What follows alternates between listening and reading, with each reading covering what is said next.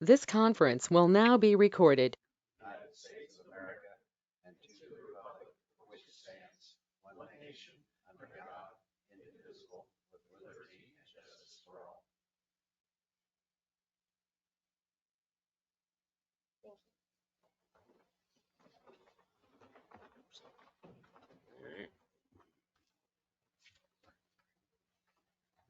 Item number 1 on the agenda is requests or comments from the public. If any member of the public wants to address the council, now's the time to do that. To start, please list your name and address. You'll have 3 minutes, and when you're winding down on your time, I'll give you a little signal here. I wanted just to keep in mind that the council can't respond during this time, not to interrupt your time. And so if you stay till the end, if you have questions, we'll try to answer those or direct staff to get with you afterward on that. If anyone has comments, now would be a great time. Hi, Rhonda Smiley, 105 6 Richland. First of all, I want to say that I have a concern about agendas. They come out on Fridays via email, and then Monday they come out again, and there's no redlining, no indication of what was changed, so we don't have enough notice to know what's really on the agenda for tonight. If you consider that as you're making changes to the staff, how to do it, well, it'd be really nice to get the whole agenda on Thursday, because we're just citizens, it's not our full job. Second thing is, I read in the part that I did read that the work on Richland was completed, the patching, and I'd like someone to go ride on that road and tell me it's done. Because I know the car company one that is the biggest one that I would have thought they got. It's just over the hill from Aaron's place on the as you go east. So that didn't look out so well. Third thing is, I know on the agenda is going to be something about whether we ask the Attorney General for an opinion. And I was shaking my head last meeting back here in the gallery because I don't really have an idea that getting an opinion from our Attorney General is going to resolve the issue. A, it's not binding. B, he's not been a very good law person on law. And 3, the easy way to do it is for somebody to file a very short, no doubt unopposed, both action for declaratory judgment. And the court, which ultimately we have to decide if Mr. Attorney General is correct or not, just bypasses that whole step. You just go in, very simple pleading, say, here's what the issue is, here's what we think the law is, here's what the other people think it is. We want you to declare what the law is. And they can do that. And they can do it very quickly, especially when I got that. So that's a suggestion. The reason I don't think he's so odd is we had Julie Robinson, the judge over at Topeka, chastising in open court because he was not following the rules of court. And she actually made him take additional continuing legal education. Recently, we had, he was chastised, or his team was chastised by the Johnson County Court because they weren't prepared. They were trying to attack something done by the oil and gas people, and then they apparently kicked out the hired outside counsel who were experts, and they came in and said, well, we're going to do it as Attorney General's staff, but we need some time because we don't know this area of law. So that's not a very good example to me of an Attorney General who's conscious of the law and conscientious about making sure it's applied correctly, and therefore, whatever opinion he issued, I would be skeptical of, just from my point of view, having been a member of the bar in Texas and Missouri and passed the bar in 1981. Thanks.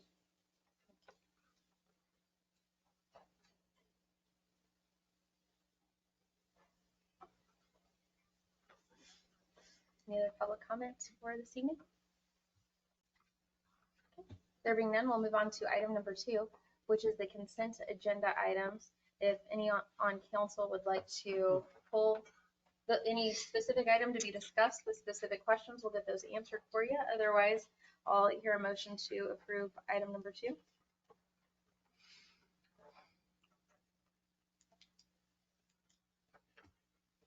I'll make the motion to approve item number 2. Second. We have a motion and a second of, I'm sorry, Councilman Bishop made the motion and Councilman Trevor made the second. Will the clerk please call roll? Scott, Yes. Yes. Bishop, Yes. Malat, Yes. Shriver. Yes. Number 3 on the agenda is call for a special council meeting on October 30th, 2023 to consider resolution 2023-15, a resolution authorizing the issuance and delivery of GO temporary notes series 2023.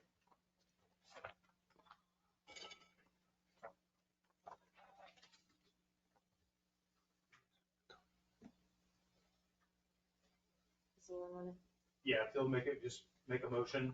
And then you. Oh, I didn't know if there was a presentation or if we were going to No, hear the any only sort of thing, information on that. That we have, I'm sorry, in your background is that the temporary notes could not be sold today due to our S&P rating review has been delayed, and that it's all about the default on the bonds, which is a rare item, an issue for this review group. That's at the Hard Rock Hotel area. So they're just making sure there's some distance between the city and that particular potential litigation and or ongoing litigation. We've heard two things, as you know. So that's what this is. We just need to move it to the October 30th. We'll have an 11 o'clock bond sale for the temporary notes. And then we will meet again at 6 a.m. I'm sorry, 6 p.m. Yes, please be 6 p.m. 6 p.m. to then vote on those, the proposals, if you will, those bids and the sale.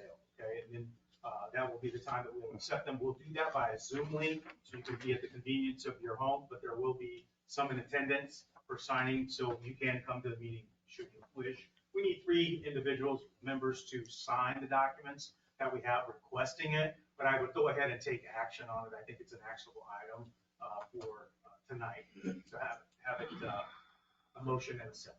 So we need to make sure that 3 people can attend that at that time. Yeah, three need to sign the form that we have, but you can do it as an action item now, vote on it, and more than 3 can vote on it. We just need 3 signees to turn that into you and to complete the process. I mean, for the special meeting. For the 'cause we'll special need at meeting, least- we need a a quorum. quorum. Yes, ma'am. Okay, and so does that 6 p.m. via Zoom or in person work for at least? I will not be able to. And what was the date? Next It's Monday. next Monday, the 30th, at 6 p.m. I can be there. I can do that. I'll be here. Okay, so we'll have at least 3. Yeah. And then, so right now for this part, I'll hear motion to approve resolution 2023-15. No, you'll do that. That's why we're going to meet, because there's a resolution to accept and distribute the funds. So that's what So you're we're doing right calling now. the special meeting. Calling the Yes. special Is meeting. all we're Yes, doing. yes, ma'am. So we need a motion to call the special meeting. Make a motion to call a special meeting on October 30th, 2023 at 6 p.m. for consideration of bids received for the sale of the city's general obligation temporary notes series 2023. Second. Councilman Travers made the motion. Councilman Scott's made the second. Will the clerk please call roll? Scott, Yes. Adcock, Yes. Bishop, Yes. Malat, Yes. Shriver. Yes. Okay. Moving right along to item number 4. Consider authorizing the city manager to enter into a task order agreement with BHC Engineers for design services for roadway and drainage improvements along Richland Avenue between 102nd Street and 106th Street. Thank you, Mayor, Mayor Council. What you have before you is the background information on, this is design services and engineering. This is our on-call agreement. We're using our staff engineer who's present today, Ray Gordon, with BHC.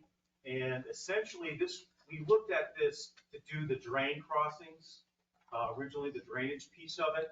And with the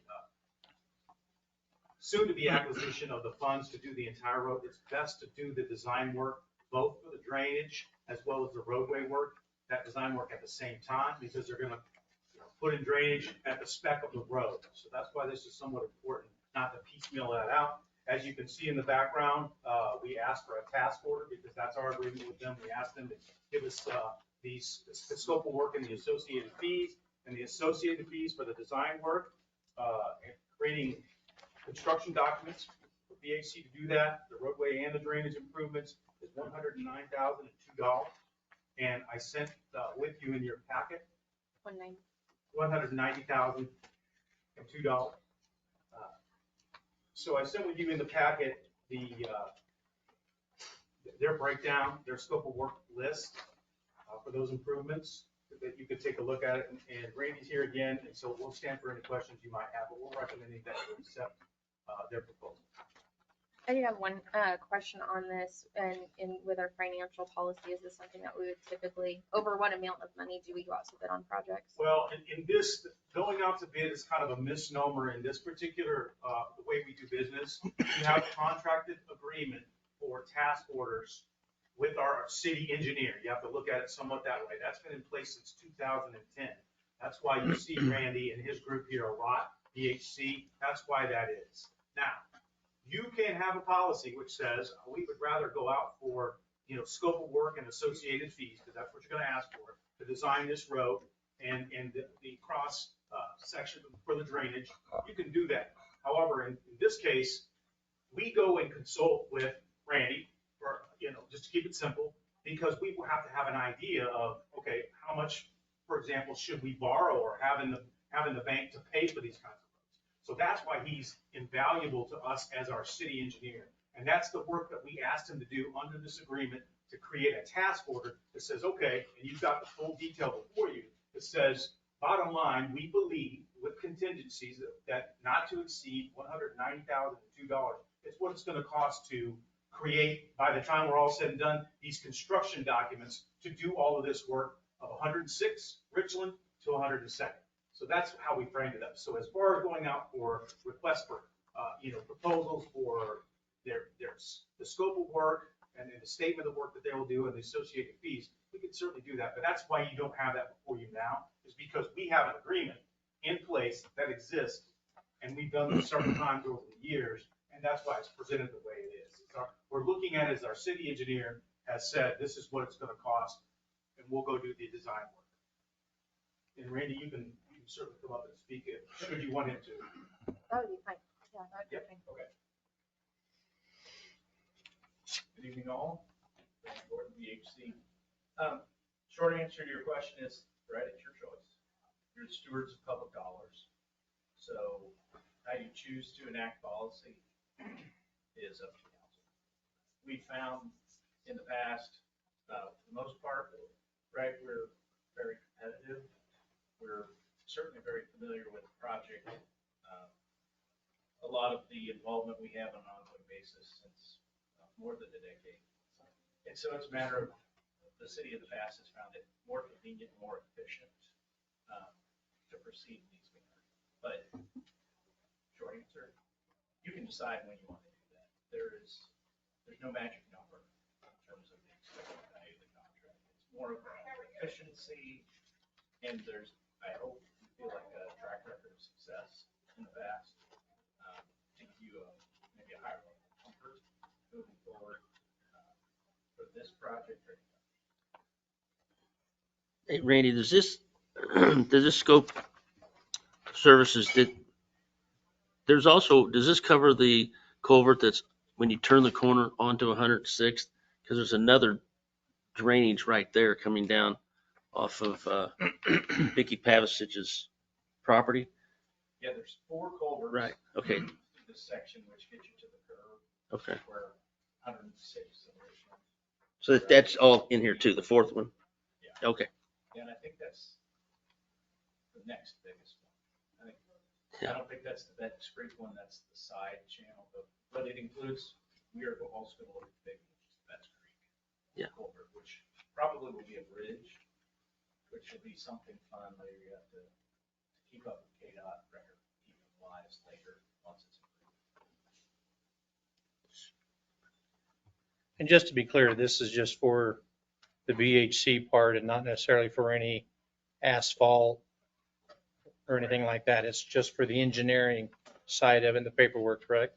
Correct. Yep, that's so you can go out for bids and build. Yeah. With the billions of dollars coming from the federal and state governments for infrastructure and stormwater, are we pursuing any of that for this project? For this particular project, no, this will be through the bond funds that we're selling on next Monday. This is part of that project. And the reason your options are limited on this is Richland is not considered a collector or arterial road, just because the volume is not that high, which is the requirement to be eligible for federal funding, for federal aid. Richland's just not. has not demonstrated that it's got that high level of traffic.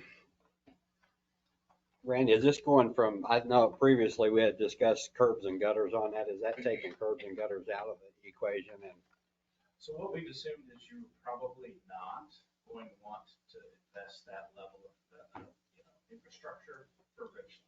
So, but the one thing, and kind of why this is a little bit, we originally talked about just designing the culverts only, and then we talked about, should it be a little bit more? And the reason is because I don't know that any one person has made up their minds about exactly how much makes sense for Richland to be improved, how wide the pavement should be, what do we want to do at the edges, whether that's curb and gutter, the storm sewer, or just better ditches.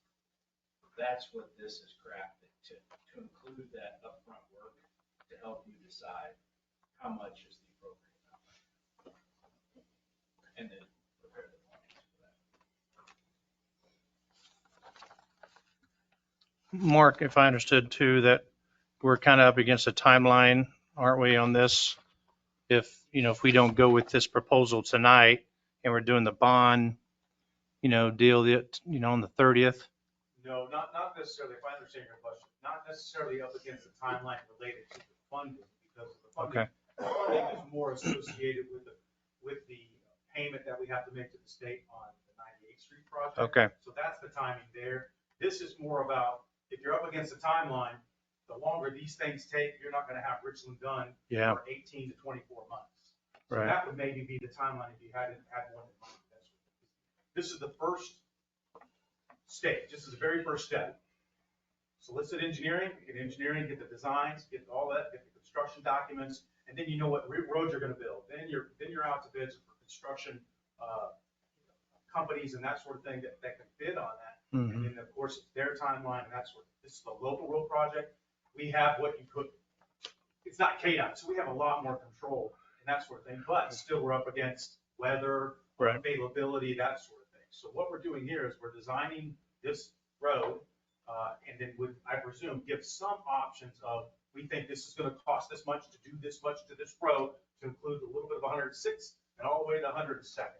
And again, this includes the drainage piece of it. So that's the package that they're bringing. So you have something visible to say, okay, let's go out for bids for this particular standard. Do we want curb and gutter? Do we want, how much is that? Do we want this an intermediate standard, a wider road, paved surface, that sort of thing? Give me an example of one of those. Sorry, I get distracted easily. I will say that the timeliness, the biggest part here is because the leaves are dropping, which means that we can start surveying cost effectively, not having to shoot around every leaf out there. But the sooner we can decide what you want, the quicker we can talk to the utility companies, the property owners, especially the utility companies, if they're present and they're gonna be in the way, especially for these drainage structures. The more time we give them, the more likelihood that they're going to be out of the way for construction to start when you want construction to start. what's the northernmost part or the southernmost part you would start, like on 106th? I'm looking at 106th going north and then making a turn to the east. Where would you start on the south end? For survey, Yeah, for what you're doing here, because, I mean, does that include 106th from Shawnee Drive? so what, as we talked about it, 106th Street, that part, from a width perspective and a, kind of profile, right, sight distance, isn't nearly as big of a concern as Richland. And so I think for the 106th Street part, you can probably do a more straightforward, streamlined pavement improvement project, similar to what you've done in other spots. But that would be included in this. Well, we intended to include that pavement, given quantities for, starting at the intersection and then to where whatever's gonna get improved, the west end of Richland, where that would end and then 102nd or 106th Street pavement improvement. We can put those in the plans. We talked about doing that. Just nobody on staff thought 106th required the same level of kind of Well, survey. It requires something. Yes. I was gonna ask CE, what is the strip down the middle of it where it's been cut up and new asphalt's been put in? Was there We just patched that to get by the way. just a straight line? Or was it just failing in the middle? Yeah, just cracked. So we were down some dirt areas and it's just cold patch. Because it's still rough and it still needs quite a bit. The people up there deserve it. They've been on that road for a long time.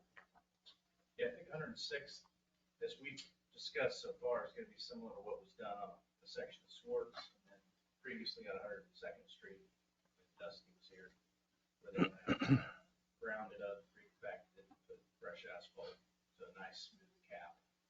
So it was a little bit better ride. I think for 106th Street, if I recall the history right, that was 20 years ago. I think they did a building overlay.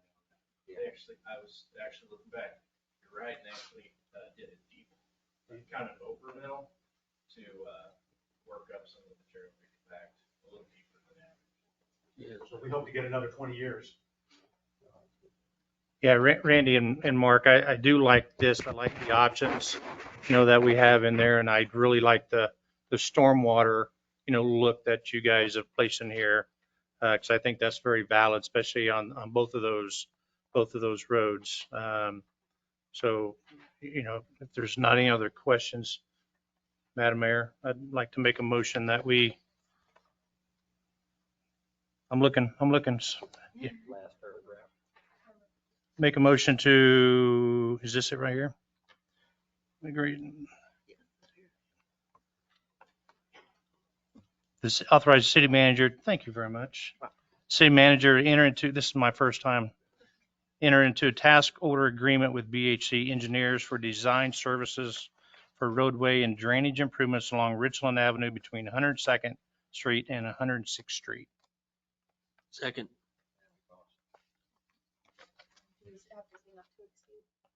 Not to exceed, I believe. To exceed. They're asking you if you want to add the not to exceed. Yeah, not to exceed the $190,002. Second. That'd be good to put in there. $2. We have a motion from Councilman Scott and a second from Councilman $2. Bishop. Will the clerk please call roll? Yes. Yes. Yes. Yes. Yes.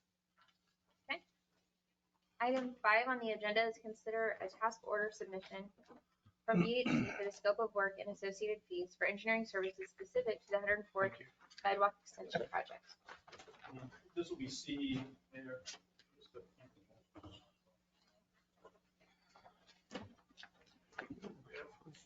One of these days we'll buy another one. It won't help us though. We don't have the capacity in the machine, so. Okay, Mayor, City Council, thank you.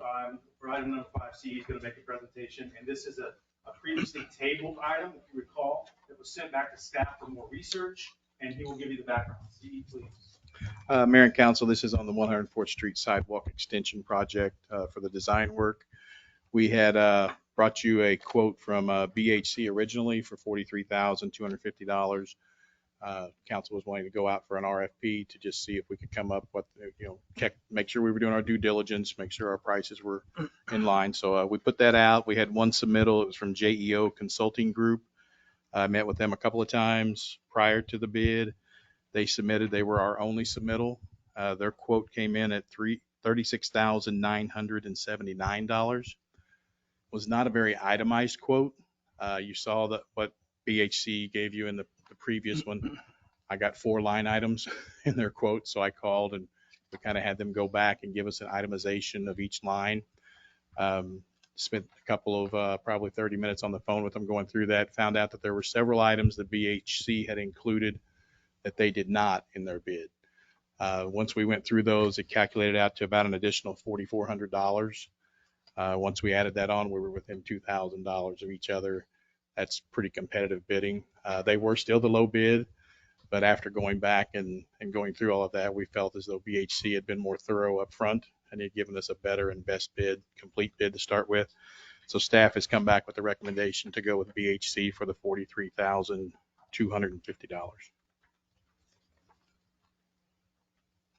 Could you describe a little bit of the project, because it's been a while, on where this sidewalk will start and end? Yeah, I mean, what we were looking at, and I think it was from council guidance, we were looking to start up at Metropolitan on the side and run down on the west side of 104th Street. And it was going to come down to an area at the very south end towards the elementary school to allow for a crossing to go across to the school. Has the city ever worked with JEO? We have not. The representative that I spoke with used to work with BHC, so I knew him. So I mean, and I would have nothing negative to say about JEO. I mean, I think they could do a job and do it well for us. It's just something that, and even the initial conversation when he came in my office, the first question was, well, why didn't they take BHC's bid? It doesn't look that bad. So I mean, and then we had our discussion, and he told me up front, he said, we'll beat the bid. He said, because we know their number. He was very upfront with me. I mean, I think they're good people. I think they would be something to look at in the future if we had a project. And he's told me he would like to bid something down the road and see if he could get some work here. But I just felt as though on this one, BHC had done all the footwork and had already presented a complete bid. I know, and just speaking with some residents and some of you probably have as well, that this is something that's definitely wanted by our community. It's something that I think is a great use of funds and giving back to our community, something tangible that they can use with tax dollars or funds that are coming into the city. So I think it's a great project. See, what about, okay, when the sidewalk gets up to the school, I mean, Randy or you, whoever can answer it, has the school agreed to, let us put up like whatever flashing lights and get across the street, build something, a staircase into the terrace? I have not had a discussion with the school. I don't know if Mark has or not. Yeah, the mayor and I think maybe you on there, we had a really good conversation with the school. They're willing to help. They're gonna provide crossing guards. They also want to help in suggesting maybe where, the sight distance and all the triangles that we have to deal with that area, because it's hilly for sure. And how you get to the school grounds, they want to have a say in at least suggesting, hey, this would be best for our personnel, people walking, whether they're going to the school or not, just crossing there. So I think they're very on board with doing their part for sure. That's what I understood, and they're motivated. And I think that's part of the cost share discussion that we had is we don't have to provide the crossing guards. They're going to provide somebody every day for that. But they are a little nervous about, where the hills are and the sight lines, sight triangles, and that sort of thing. We also want to use the connector through that right of way that we actually have. We have easements through there. So we also want to look at that as well. So that's what the design engineering is going to do. It's going to tell us the best route. It may be something more inside Williams Farms, cut through the, and just a little sidewalk here and there, or it may be that we want to go ahead and tie in those other neighborhoods potentially to become north and south, right? So that's what this will do, is kind of answer some of these questions. But back to the original question, that I think we can all agree that the school is well on board and doing their in-kind as part of the contribution. Yeah, absolutely. I was really encouraged by that discussion. We had the superintendent, assistant superintendent, the principal all on board, and they seemed really excited about the project and partnering with the city and moving forward. So Mark, I think you answered my question. So this money that we're talking about, this $43,000 for the engineering side of it, that's not just looking at it all the way to the Williamson Farm subdivision. That's also looking at the possibility of using the easement going in between the two homes. Is that correct? Yes. Yep. Or is it? Now that's a piece of the construction, but what engineering is going to do is going to do surveying. They're going to draft pre-construction documents. Is that right?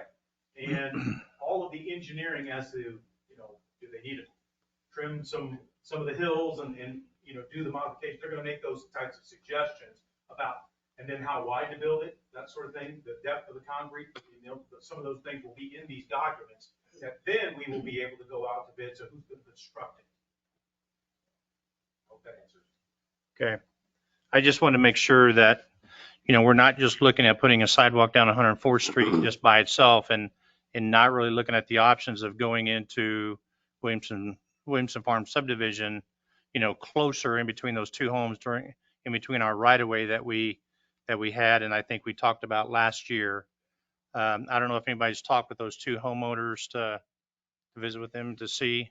No, and I have not. And the reason is we need to get to this piece first. So I can tell them, okay, this is about the time frame. Please get ready. that when we have some options, which we like to present, you want to be informed, and then you can go and say, okay, maybe it's a shorter sidewalk for now, and then we extend it some years later. We don't know. But we're going to give you these options of, does it cut through Williams Farms? And then we have a place where it crosses the street to the school. Is the school going to be comfortable? Because we want stakeholders to be involved, I presume. And that's how we started. So I think what we're going to give you is a document that of the surveying and all of the stuff that goes in with this to say we should design it like this is the safest route, this is the best way. Plus it gives us this access right from that Williams Farms, that neighborhood. So I think all of that will be included.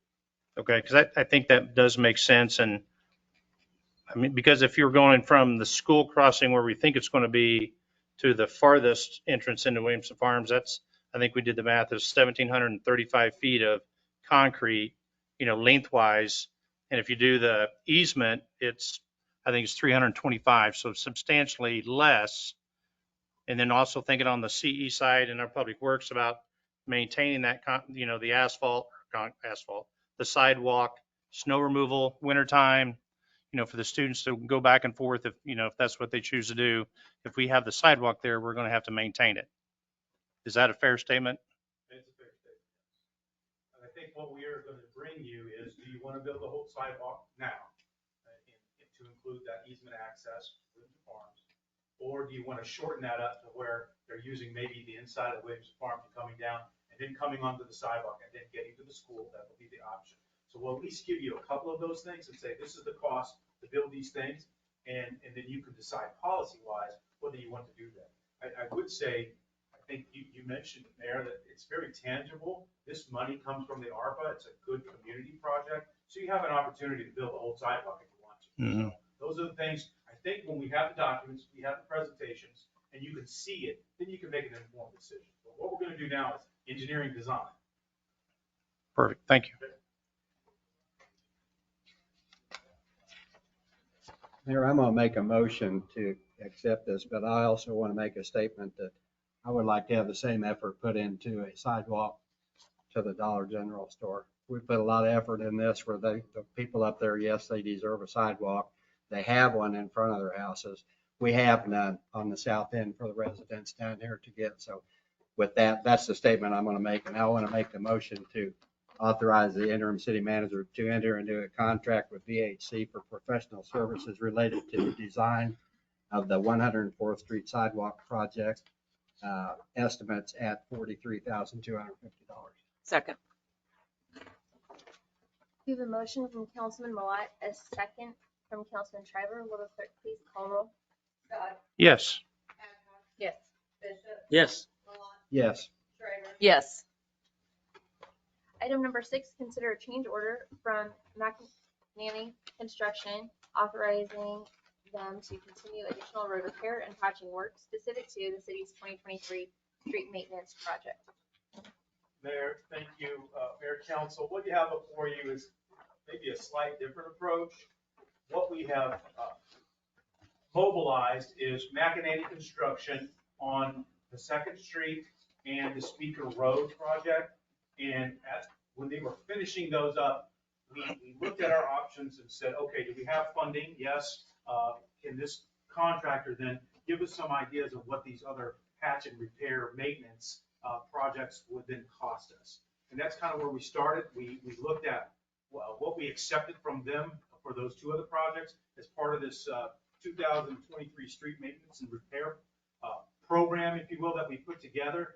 And so I'm going to turn it over to CE to kind of fill you in on how he went about this and how we got to this, these numbers and these selections of particular repair areas. CE? Mayor and Council, you have before you a presentation for street repair maintenance. This would just be large patch areas. We went out, my staff and I have driven the road. Richland was absolutely horrible. We know it's coming up, so we've tried to do some of that in-house. It was not put on this list because we didn't want to spend a lot of money from a contractor to carry it out possibly next spring. So we tried to do something internal. We're going to have to do more, but this here has a large area, 3 locations on 102nd Street. We've had a lady on 102nd Street that calls me almost weekly, one right in front of her house. It's horrible. There's another one back up by, I think it's Overbrook. But they're all over the area out there. They're large. I mean, most of them are probably 10 feet. They're gonna be large sections of the bark. We're trying to go out and tear those out. We wouldn't get near what they're gonna get done in a couple of days, in a couple months. So it's something that we've looked at. We did go back and include parking lots. Right now, we're not proposing to do City Hall. We are looking at community center as part of that. I have talked to him, the numbers you have before you, and I'm not sure you got to talk to Mark today. I didn't get a number from him, but he is looking at trying to lower that number for us, possibly $5,000, somewhere in that neighborhood. So the number would be lower than the $100,000 that they have to go. But right now, we're looking at all those locations. That'll be them going in, milling them out, doing a little bit of subgrade repair, getting us 4 to 6 inches of asphalt back on top of them. It'll help us get through the winter. A lot of these places, like I say, just like it's gonna be Richland, it's gonna be real rough in the winter time. Because when it gets snow and it melts, it's gonna be mud because there's just not much pavement left there. So these are a lot of areas that have the same issue, just a lot smaller, area and still a large road. So we would propose to go with McEnany for this change order in an amount not to exceed $100,000. And like I said, we're expecting that to come in less because it's community center parking lot. I did have a question on it. When we talked about the 2023 street plan, street repair maintenance project, we discussed it at the beginning or spring. It was 2nd Street, Speaker Road, and Kansas Avenue. And we've talked about Richland tonight. We know that we're working on that really soon, thankfully, because it needs done. But Kansas Avenue is not on this list. Instead, we've skipped over to the community center parking lot that we didn't get bids on. Is there a reason that Kansas Avenue isn't being addressed at all in 2023? It's, I don't know, you want me to answer that? No, I can, but that's fine. As I sent to you the road improvement progress and activities reports for some of these concerns. I'm just trying to address what we were doing. Now, we had a transition period, right? We've got to factor that in as a priority. Now, Randy Gordon, our city engineer, myself, and CE, we had extensive talks about Richland, 106th, and Kansas Avenue as well. And we're talking about Kansas Avenue from 110th to the city limits. And, okay, so we started that project in that I was a little alarmed because what I noticed was, well, there's a street realignment, there is right-of-way acquisition, there's utilities, and yes, there was money built into the special highway fund to do those things, or at least plan for them, okay? So we were getting late in the year, but one of the things I mentioned in here is a kind of a policy step back, right? And you can have the policy that you want. There's what we're suggesting, and from what I kind of got feedback from, is that do we want to build this as some sort of urban collector of some sort of connection that's an urban standard, meaning you're going to have Kansas Avenue on the east side, right? Think of that road, all very wide, right? You're going to have a curb gutter and sidewalks. That's kind of, if you think about that level. And then we thought, well, wait a minute, how many houses are there? These kinds of things. Could we then step back that policy and then build it to more of, Randy doesn't like when I use the word rural, but somewhat of a rural-filled road in the sense that it has low volume of traffic.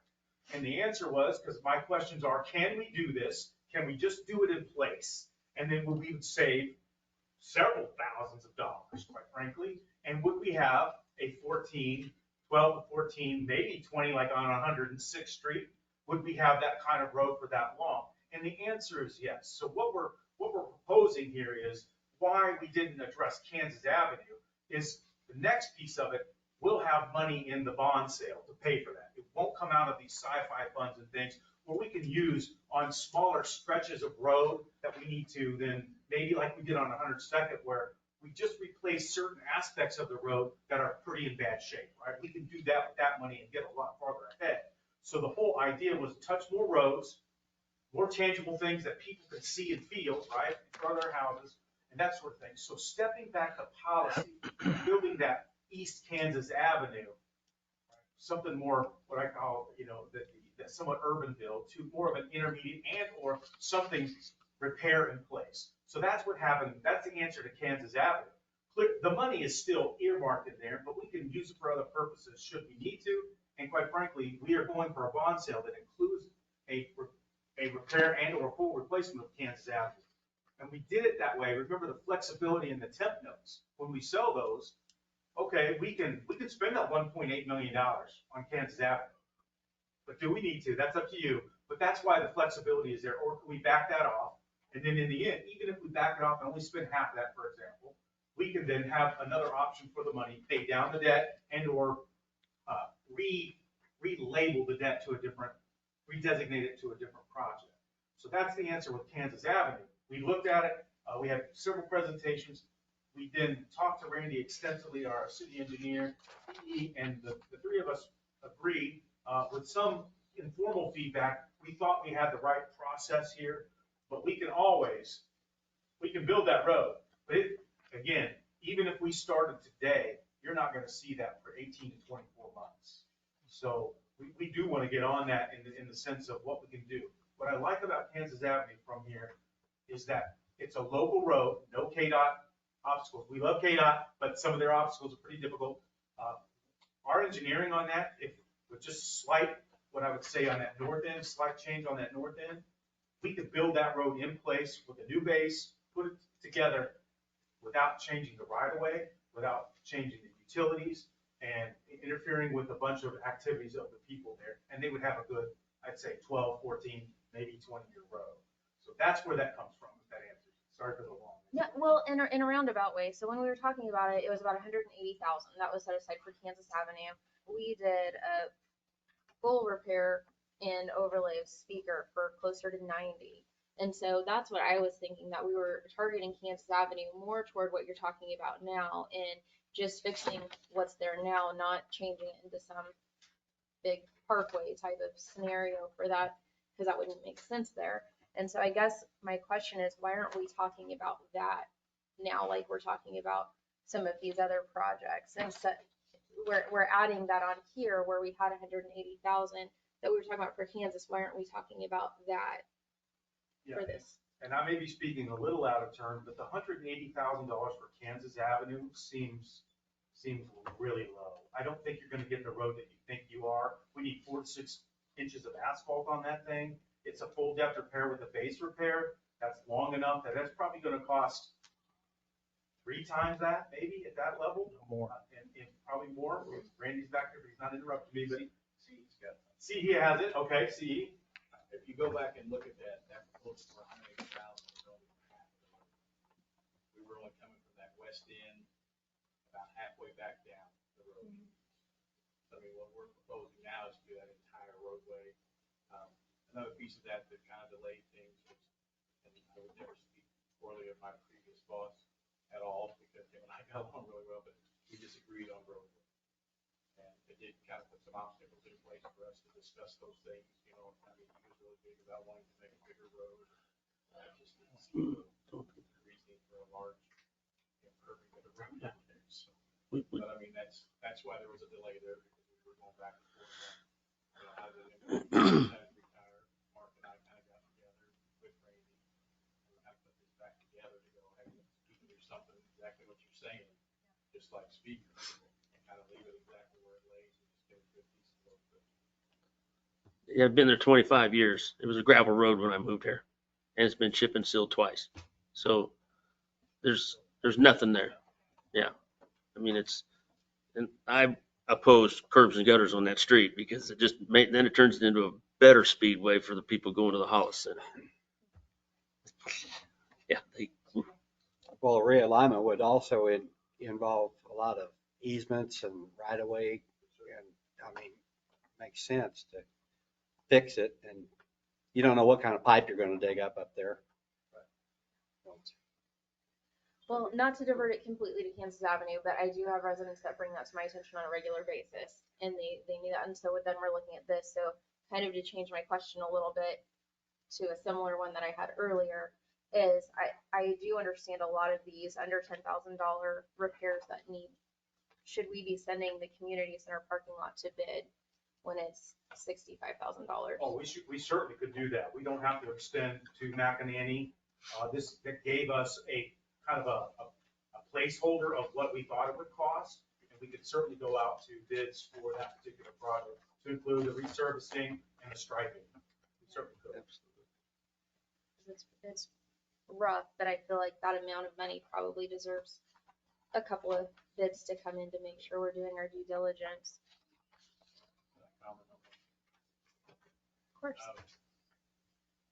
I feel like we're headed back down the same road we did with the sidewalk, with the design work, that's not back in the number out. Secondly, I think I want to say this, he's worked to try and get us as low of a cost as he can. He was our only bid for the asphalt project this year. So, I mean, we may go through this process of putting this out and may get nothing at all. He may not get it again. I'm just throwing that out there. I mean, I just feel like we're headed down that same route we went with the sidewalk, that we have a contractor's number out here. And now we're gonna go out there and ask somebody else to bid. Well, I think that might be wise to not put the numbers out before we go out to bid, in keeping with our financial policy, and saying if we're bidding a job, because this isn't a situation like BHC where McNanny is not our contract for our repairs. And so that's where I see it as different, where BHC is our city engineer that we have a contract with. When we're looking at large repairs like this, maybe it's best that we start with keeping that financial policy and going to bid before we're posting an amount, to make sure we're not giving someone a disservice in that avenue. I just don't know that it would be best to. I think, kind of think of it as my own budget, and when I'm doing something to that size, then I think it's always a good idea to get a couple of bids to make sure we're just doing our due diligence with the tax dollars that we have, that we're supposed to be good stewards of. So. But it's already out there. This is a public document right now. And I know as being a contractor, oh, they bid 64.8. Well, heck, you know, I can come in lower, you know. But it's already been made public, so it's, yeah. Yeah, there is no reason we cannot go out for bid for this particular item. You can make an amendment to this document that you have in front, if you decide to call for the question, right? In the sense that you can modify this and we can go out there and see. And certainly, it's a risk the contractor takes. We thought, we've already engaged this person, they're already mobilized on these other things. So we thought it just made sense. Hey, I think we had 2 council persons mention the community center. We know it's been quite a long time since it's been addressed. It's the most other used building, and it needs attention. So that's why we went with this. But nothing, yeah, there are some maybe obstacles here that the contractor would have to, face, in the sense, maybe not rebid, but that's again the chance we could take should you so choose to do so. Mark, do you feel that or CE, the prices that we've received on the other repairs, do you think we got a good deal on those, and them thinking that they're, going to do the community center job for $64,800? You know what I mean? If we was to take out the 64.8 right now and just approve these others, I mean, that's what you're worried about in that relationship? I am. I don't think you'll see any change to their bid. Okay. I think it will be what it is. I think he's going to accept Okay. what we approve. Because just like the city hall's on there, we had quoted, but I told him up front that I probably wouldn't present that one. Yeah. But I did want something on the community center because we had heard a couple of council people mention it, so we want to put something out there saying we could do this. So, but no, I don't think that they have a good relationship. They're going to be our contractor on 98th Street. So I think we're going to be around. So. Yeah.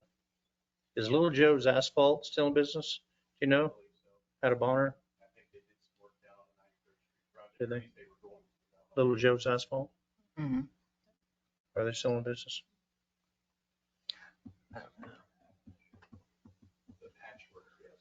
Yeah, the parking lot was planned to do this year also. As long as the weather doesn't just fall out. You won't have that if you go back out. Yeah, if we do bid, they'll definitely. I mean, the good thing about that parking lot, it's, it's width times length times, the overlay and the mill. So you should be able to get a pretty good quote fairly quick from, one or two different contractors if they're interested, if they can get it in. And then even though they may, or they could see this price that we already have, I think we need to, if it's not, a ton savings, we should honor, McEnany for this quote, depending on the money, obviously, but my opinion. I agree. We don't want somebody to, scooch in for $500 less or something like that. Yeah, we're not gonna just because do they see that. the price. That would be silly. Yeah, we're not going to do that. Do you happen to know what our financial policy is regarding work at that level? Certainly the $64,000 is a scope of work, a quote process, absolutely. So it's just, some of these things are, in this, we were looking at the already mobilization, we had the man right here, could he do these other patchwork things? And then you see the spike from the big job. And I don't necessarily disagree. The risk you take when submitting public, documents is somebody's going to read it and then they'll see this number. But again, if we use common sense, they come back and it's $200 and it's somebody we don't know, we haven't worked with, that's your prerogative to make those decisions. What I'm hearing is I think there's enough discussion that we could take this off, this particular item, and go with these others, because there's dirt showing on some of these streets. Our plows are going to chunk this up is what's going to happen. So this is somewhat why we did it a little emergent. It's not the normal way we would do it, but we haven't mobilized. He'll get this stuff here and get these taken care of. And we can go ahead and take a look at getting these out with a good turnaround. And if it's springtime that we do fix this up, the money is still there. It's still available. And then we can address that then if it has to be pushed out that long. I got a feeling that if we get in the cold December, they're not going to be able to lay asphalt at all. Looks like 36,000. That's what I was just. So to do that, if the council is comfortable in getting bids for the community center, knowing that it might delay the process on that, but so we can at least move forward in getting these streets repaired before the weather turns. If council's interested, and we could have a motion for approving or authorizing McEnany Construction to continue the road repair and patching work specific to the 2023 street maintenance project, just removing the community center parking lot to not exceed $36,000. I made that That's the motion. number I got, 36,000. Yeah, I'll make that motion. What she said. Second. We have a motion from Councilman Scott and a second from Councilman Adcox. Will the clerk please call roll? Scott, Yes. Adcock, Yes. Bishop, No, Malat, Yes. Shriver. Yes, and I do have a question. Oh, sorry. So we'll put the community center parking lot back out to bid, We will go out for a bid. even though this is public. We'll have to. Yeah. Okay. Unless you're going to accept it, so. Yeah. That's. So, yeah, we'll go out, we'll solicit directly, some of these companies that we know, get those in as soon as possible.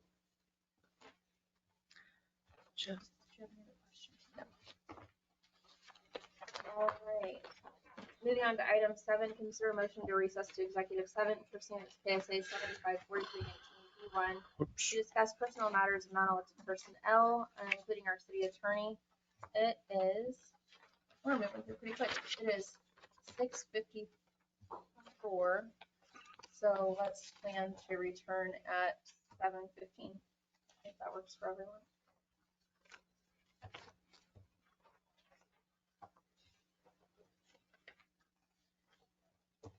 Make a motion to recess into executive session pursuant to KSA 75-4319B1 to discuss personal matters of non-elected personnel.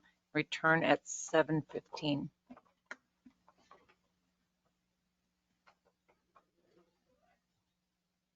We'll need a second. Second.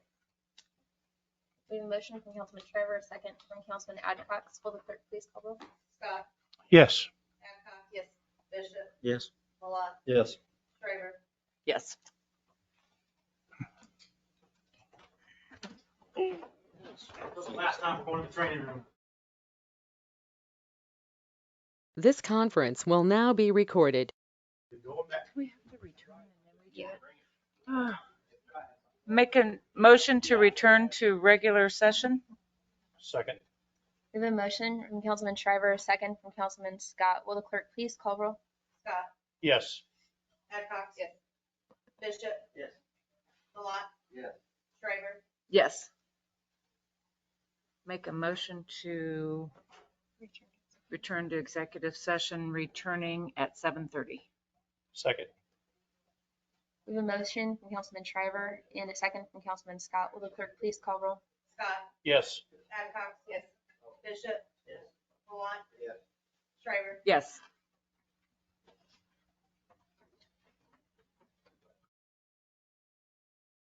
This conference will now be recorded. Somebody sitting down, that's good. Yeah. Yes. Make a motion to return to regular session. Second. Yeah. We have a motion from Councilman Shriver, a second from Councilman Scott. Will the clerk please call roll? Scott, Yes. Adcox. Yes. Bishop. Yes. Malat. Yes. Shriver. Yes. Item number 8 on the agenda, the city manager report. Yeah, thank you. I don't have much to report beyond what we've sent in written material. So I'll leave it to you if the staff has anything else.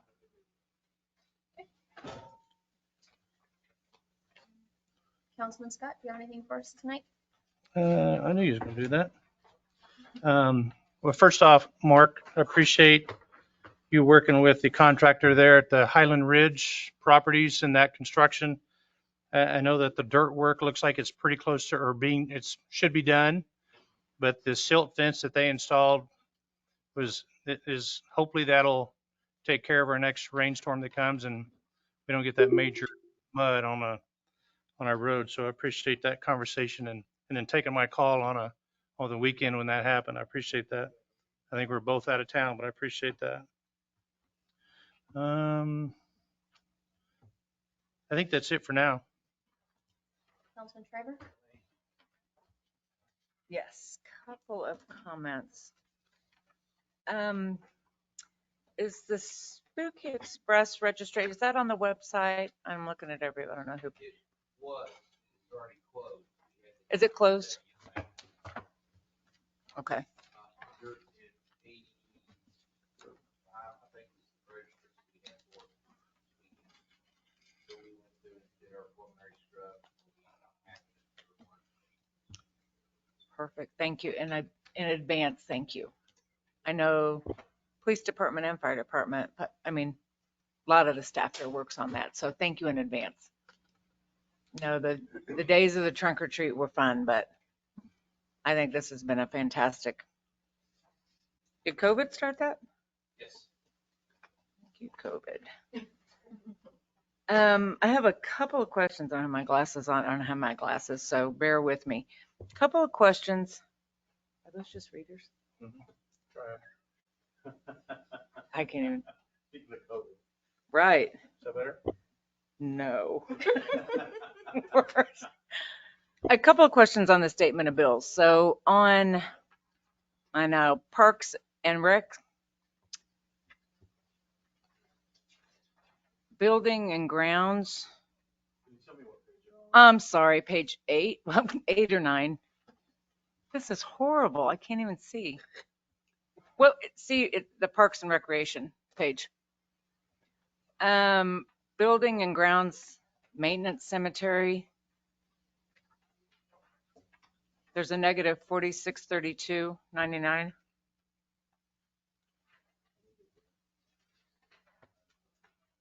got 2 pairs of glasses. I got some 2 Maybe we're going to have to go back and let's see that you know. Okay, that's fine. That's fine. Just Parks and Recreation, you're talking about, what was the fund again? about halfway down the building and grounds maintenance to the cemetery. And then the second to the last, professional services, 30,600. Yeah, more than likely, these are charges for contractors. Okay. of some sort. Now, Okay. Every once in a while, something gets charged to, that should have been a fire department charge on professional services. They're all the same number except the fund one. Right. So- And I'm just going to ask that. I'll research that and Okay. I'll get a message out to everybody. Perfect. Okay. Page 7, Sorry. This is the court. Prisoner booking fees. Yep. Has this been negative 22,000? Has this been on there? It's what is happening is more conservative budgeting and more expenses beyond that budget, right? So in other words, we thought 50,000 and it's 80. That's what's happening there. And that the number of people who are booked in and the number of people who are sentenced to the jail, we pay that fee. So the more of those things there are, the more the fees they are. So some of it's about, you budget this historically, right? You go, okay, well, there's been 100 of these. This is how much that costs. Put that in. Well, then the next thing you know, you have 250, or you have this other number, or somebody's sentenced for 30 to 60, 80 days or something, 90 days, and you have And to we pay paid that it? money. And those things do happen, yes. Okay. Just alarming seeing those numbers. A booking fee, you mean the county? Yeah, that's who she's talking about, is that we are paying the county, I think, 98.50, somewhere in there, Jeff? I'm saying, At the court level, yes, the fees. fees assessed to the defendant, whether we can recoup it. I would say that they do, that there is a structure, whether or not that's happening, I mean, I have to verify. They should be paying us back. Yes, through restitution in some way, in the sentencing, they more than like, now, if they're booked into jail, and some of that is, you know, they plead to something, a misdemeanor or something, sometimes not all that's built in, but they get one fine, and then that's supposed to recoup everything, plus the fine and everything. But I will verify that, and I strongly believe our policy is that there is some restitution for some of those things. For example, you're spending 30 days in jail plus the fine kind of thing. So I'll verify. Okay. Thank you. Yep. I'm sorry. Another one. Police department. Sorry. There is a line item. It says special pay, 13,434. What is that? This is actually, we do special security, and we're paid by a company to do that at the, Sandstone Theater.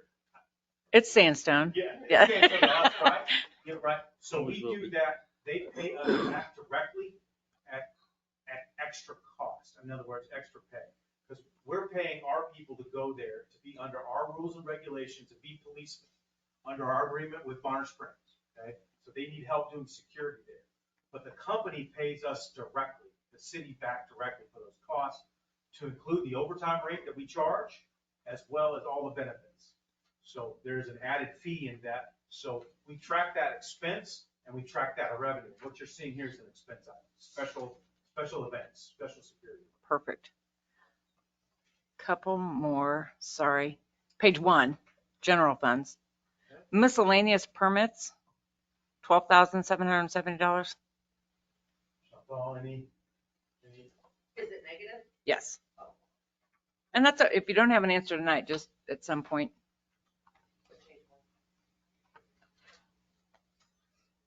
And at the bottom of that page, there's a negative, second from the bottom, interest income, negative $12,048. Oh, you're talking about revenues. Just look, at next meeting is fine. Well, so was it interest income, the one you thought that you said first?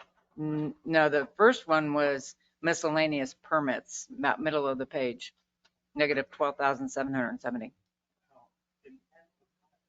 These are, well, what's happened. That's why I was It's an confused too. adjustment. These are revenues, not expenditures that you're looking at now. I assumed that, but Yeah, doesn't and look like. whatever miscellaneous permit, that's why I would never use miscellaneous if anything. But we would have to go back and query that. What I'm suggesting, more than likely, there was some sort of an adjustment. Okay. Okay, just, Maybe by error, they put it in and had to take it out. Or Okay. didn't take it out. That's probably the explanation. Because how do you have a negative 12,000 in revenue? that's why I'm asking. Right. Okay. That's all I have. Gave you your homework. No, thank you. Very good. Councilman Mullet, I have nothing tonight. Councilman Bishop, Nothing. Councilman Adcox? I don't have anything either. Okay. We will wrap it up pretty quickly. Wanted to give everyone a reminder that our Yard of the Season program has kicked off. And so if you have neighbors or your own yard is decorated, everything fall, send a picture in to the city. All the information is on the Facebook page and in the hot shot. I'm excited to just have another fun community event for folks to participate in. That is all. Have a good night.